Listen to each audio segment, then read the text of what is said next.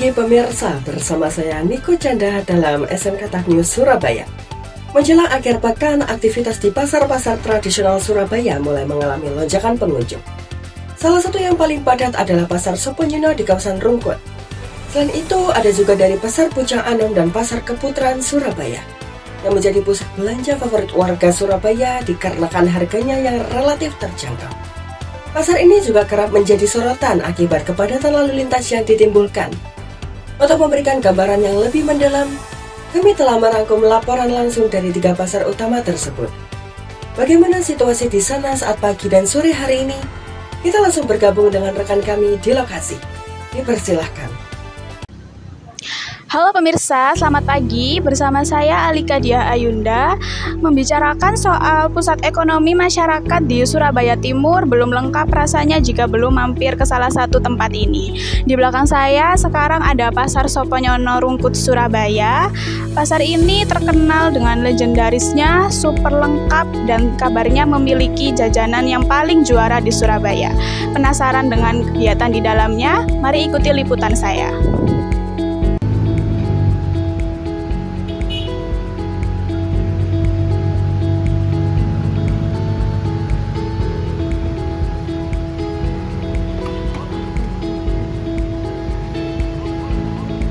Memasuki area pasar, kami sudah disambut dengan deretan sayur mayur dan buah-buahan yang segar.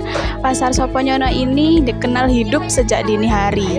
Meskipun parkiran yang terlihat padat, pasar ini tidak menyurutkan niat para warga Rungkut untuk tetap berbelanja di Pasar Soponyono ini karena memiliki harga yang kompetitif dibanding dengan pasar modern. Selain menjual sayur mayur dan sembako, Pasar Soponyono ini juga menjual beberapa jenis ikan. Nah, ini dia highlight dari Pasar Soponyono Surabaya, yaitu jajanan pasar tepatnya di belakang saya. Jika Anda berkenan kemari, silakan coba kue lumpur dan kue lempernya, dan juga beberapa nasi bungkus yang ada di sini. Ini 12. Ini 5.000. Selain itu, Pasar Soponyono juga menjual beberapa pakaian yang tepatnya berada di lantai atas.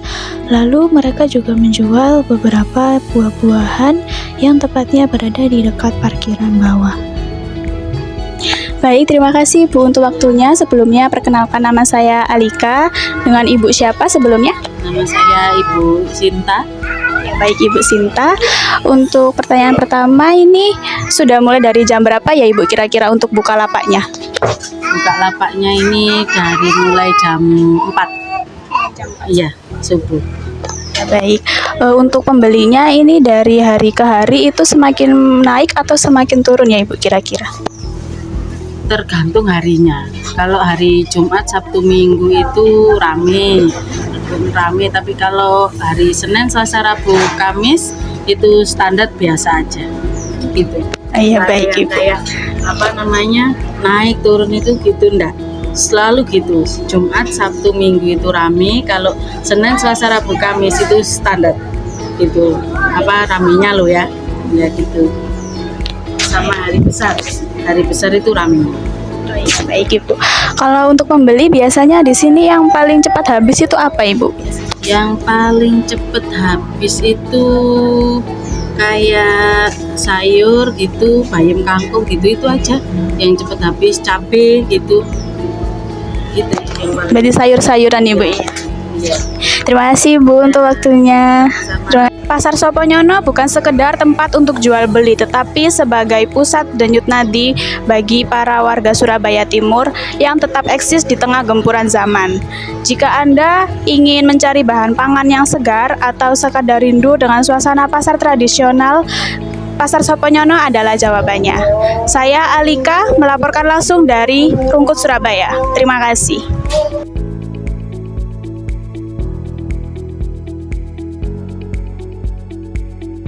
Selamat pagi pemirsa, dengan saya Zahra Sakina. Saat ini saya berada di depan Pasar Pucang Anom, Surabaya. Jika dibandingkan dengan beberapa pasar tradisional lainnya, Pasar Pucang memiliki daya tarik tersendiri karena bangunannya yang relatif lebih modern dan penataan pedagang yang cukup rapi di dalam gedung. Berbeda dengan kesan pasar tradisional yang becek, Pasar Pucang Anom menawarkan suasana yang jauh lebih tertata. Di sini zonasi barang dagangan diatur dengan sangat rapi. Di lantai bawah, Anda bisa menemukan komoditas protein seperti daging dan ikan. Menariknya juga, Pasar Pucang Anom membuktikan bahwa pasar tradisional mampu bertahan dan tetap relevan di tengah kepungan pasar modern saat ini. Perkenalkan, nama saya Zahra Sakina. Dengan ibu siapa? Sri Wahyuni. Berapa lama ibunya bekerja di sini? Oh, sudah lama. Mulai almarhum ini toko ini berdiri. Sebelum saya lahir, sebelum saya ada itu sudah ada, tapi almarhum orang tua saya. Ini ramainya pada pukul jam berapa aja ya, Bu? Sekarang pasarnya agak ramai, sepi sama aja. Kadang pagi juga sepi. Nggak ada nganu targetnya.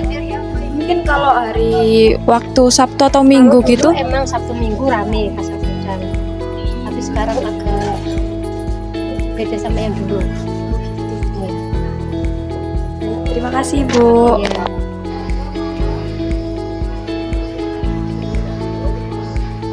Juga berjualan berbagai macam sepatu, tas, juga kaos kaki, ada juga seragam.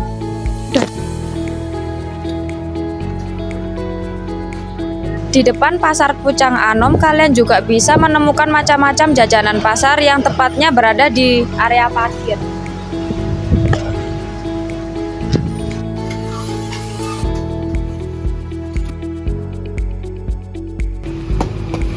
Di pintu masuk juga terdapat area penjual buah-buahan yang segar dengan harga stabil saat ini yang berada di Pasar Pucang Anom.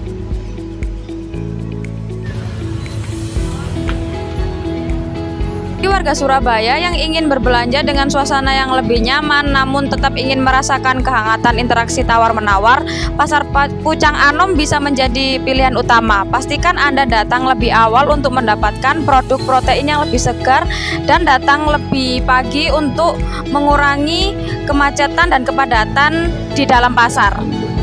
Demikian laporan langsung dari Pasar Pucang Anom, Surabaya.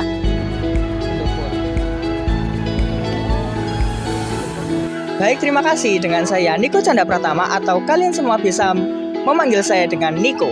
Selamat sore pemirsa. Jika Anda berada di Jalan Keputaran saat ini, mungkin Anda tidak akan melihat kesunyian sore hari ini. Di belakang saya, aktivitas bongkar muat sayur dari berbagai daerah seperti Malang, Probolinggo, hingga Magetan sedang mencapai puncaknya.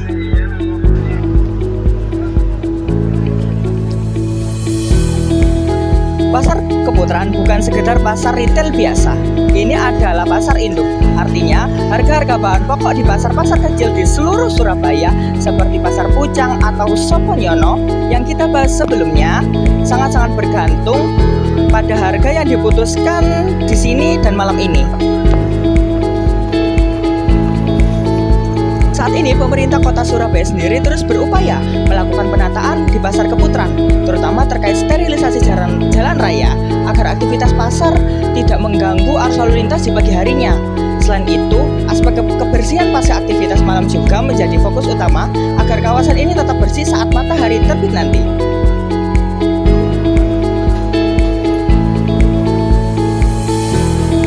Kali ini saya berada di bagian sayur-sayuran dan terlihat di sini ada beberapa penjual yang baru saja memilah-milah sayur yang sehabis mereka terima di pick up di bawah tadi.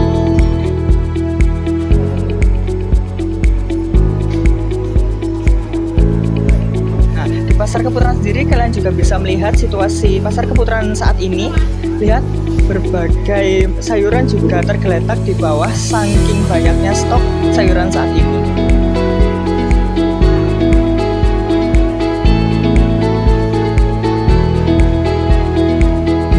kali ini saya bersama salah satu penjual di Pasar Keputaran. Perkenalkan Ibu, nama saya Niko. Boleh tahu nama ibunya? Ibu Yayu. Ya, boleh saya izin interview ya, Ibu? Boleh, ya. Ibu mulai berjualan di sini dari tahun berapa, Ibu? Dari tahun 90-an. Oh iya. Mungkin Ibu di sini paling ramainya itu kalau pengunjung sekitar jam berapa ya, Bu? Yang penting kita itu optimis, jualan tetap ada. Tetap ada pembeli. Jadi ikhlas aja ya, optimis, tetap semangat berjualan ya, Ibu. Gitu. Kira-kira kalau yang paling sering cepat laku di tokonya Ibu ini apa? Ya tergantung kebutuhan sama pelanggan. Kebutuhan pelanggan. Cabai, sama sayur-sayur tergantung kebutuhan dari pelanggan.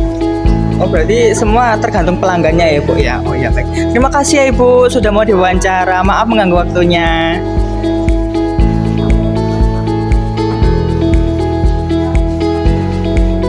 Nah, dari Pasar Keputaran kita bisa belajar bahwa stabilitas piring makan warga kota ditentukan dari kerja keras para pedagang dan pengirim barang di tengah malam. Seperti sekarang ini, bagi Anda pengecer malam hingga dini hari adalah waktu yang terbaik untuk mendapatkan harga paling kompetitif. Demikian laporan langsung kami dari Pasar Keputaran Surabaya. Saya Niko, kembali ke studio. Pemirsa, laporan dari rekan kami menutup rangkaian pantauan kami di 3 titik nadi ekonomi kota Surabaya pada hari ini.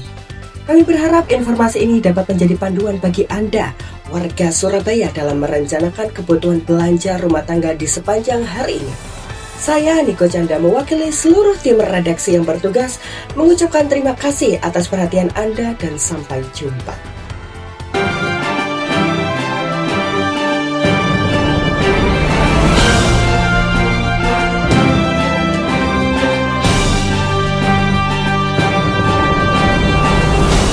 Sekian berita dari kami. Terima kasih atas perhatiannya. Mohon maaf jika ada kesalahan kata, Perbuatan. Postur tubuh. Wassalamualaikum warahmatullahi wabarakatuh.